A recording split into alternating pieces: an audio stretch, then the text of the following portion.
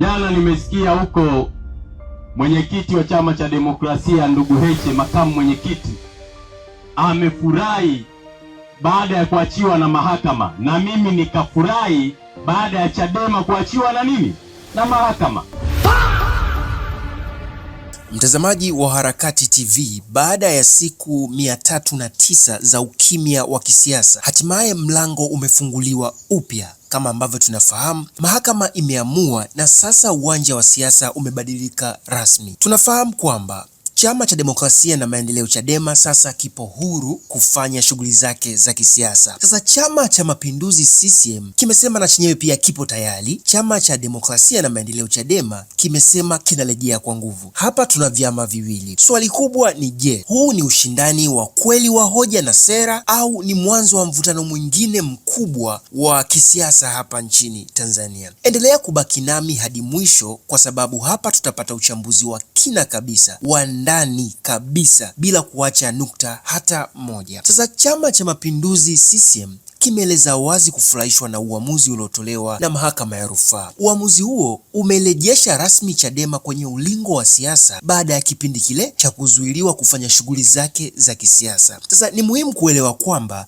zuio hili lilitokana na uamuzi wa awali kabisa wa mahakama kuu kufuatia ile kesi inayohusu mgawanyo wa rasilimali za Chama cha Demokrasia na Maendeleo Chadema kati ya Tanzania bara pamoja na Tanzania visiwani. Lakini sasa mahakama ya rufaa hiyo imechukua hatua kubwa zaidi. Kwanza ikabatilisha zuio hilo, lakini pia imeelekeza kesi ya msingi iendelee kusikilizwa upya. Lakini sio tu iendelee, bali kusikilizwa na jaji mwingine tofauti. Sasa baada ya uamuzi huo wa mahakama, Chama cha Mapinduzi CCM kimeeleza wazi kabisa kwamba kimefurahishwa sana, kimefurahia uamuzi wa mahakama hiyo kukiruhusu Chama cha Demokrasia na Maendeleo Chadema kurudi ulingoni, kwa sababu walioshtakiana ni wao wenyewe.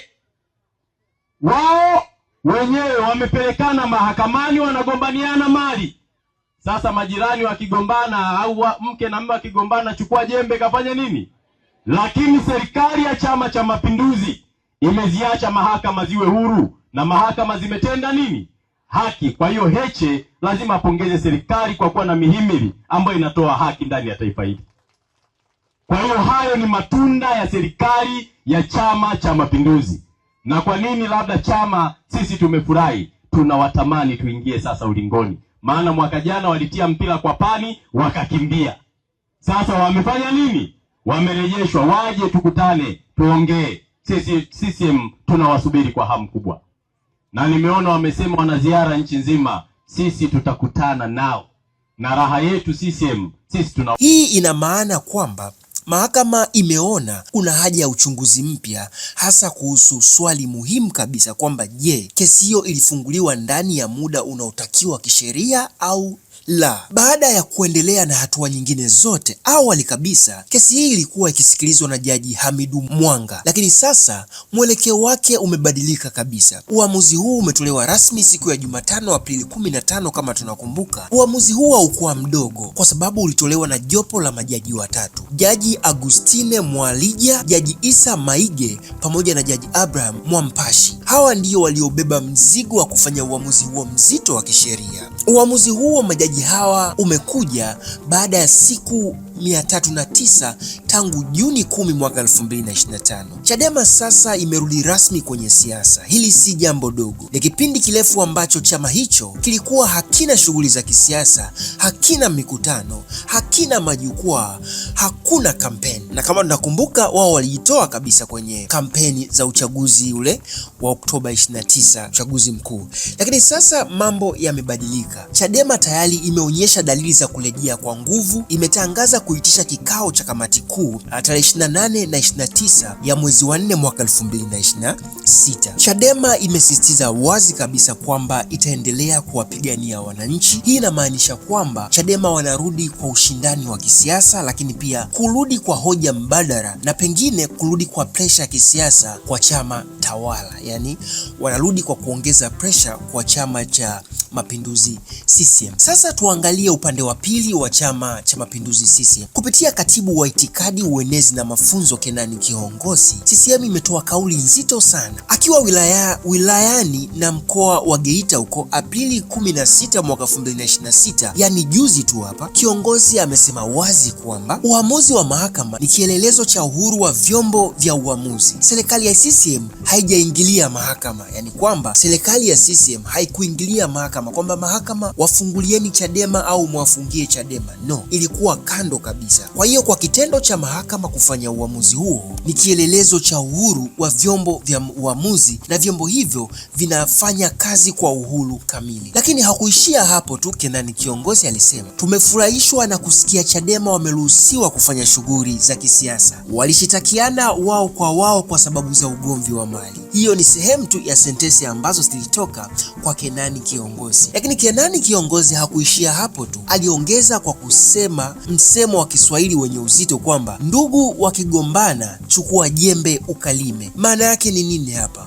Wakati watu wanagombana, wengine wanaendelea kujijenga kisiasa, lakini sasa CCM inasema iko tayari kukutana na Chadema majukwani. Ushindani utakuwa wa hoja na sera, na pia CCM imesisitiza itaendelea kuheshimu uhuru wa mahakama na haitajiingiza kwenye shughuli za vyombo vya uamuzi. Lakini Kenani Kihongosi hakuishia hapo tu. Ametuma ujumbe wa moja kwa moja kwa viongozi wa Chadema. Wanapaswa kutambua juhudi za serikali, hasa katika kuimarisha utawala wa sheria na hasa kuhakikisha haki inapatikana bila ubaguzi. Aidha, amegusia kauli ya makamu mwenyekiti wa Chadema Bara, John Heche, ambaye ametangaza kufanya ziara nchi nzima. CCM wanasema hilo ni jambo zuri kabisa kwa sababu vyama vitakutana na wananchi. Kila chama kinadi sera zake. Wananchi watapata nafasi ya kuchagua chama gani hasa kwao kimekuwa bora. Kiongozi ameenda mbali zaidi, akafichua kile kinachodaiwa kuwa siri ya ushindi wa CCM. Anasema CCM ina mtandao mkubwa wa wanachama kuanzia ngazi ya shina. Mtandao huu upo nchi nzima, tofauti na vyama vingine ambapo Kenani amesema wao huleta watu wakati wa uchaguzi pekee na baada ya uchaguzi watu hao hutoweka. Hivyo akauliza swali la msingi, unategemea nini kama sio CCM kushinda? Hii ni hoja nzito kisiasa na inalenga kuonyesha uimara wa Chama cha Mapinduzi CCM. Lakini baadhi ya wadau kwenye mitandao ya kijamii wamekuwa na maoni mbalimbali kuhusiana na yale ambayo yanaendelea. Nimejaribu kupitia kwenye Facebook, Twitter pamoja na Instagram kuangalia watu wana maoni gani. Moja ya mdau anasema uamuzi wa mahakama kuiruhusu Chadema kuendelea kufanya shughuli zao za kisiasa, huu ni uamuzi wa busara sana, utasaidia kukuza demokrasia.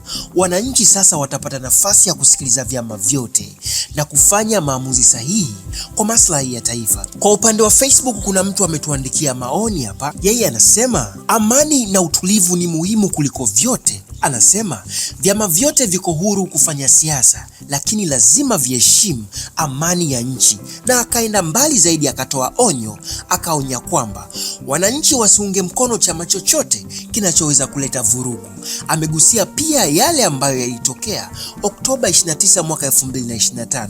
Akasisitiza Watanzania hawapaswi kurudi katika hali hiyo iliyotokea Oktoba 29 mwaka 2025. Sasa na haya ni maoni yangu mimi. Nitaomba na wewe uniandikie maoni yako baada ya haya maoni yangu. Ninachokiona hapa ni mwanzo wa ukurasa mpya wa siasa za Tanzania, lakini pia mahakama imefungua mlango.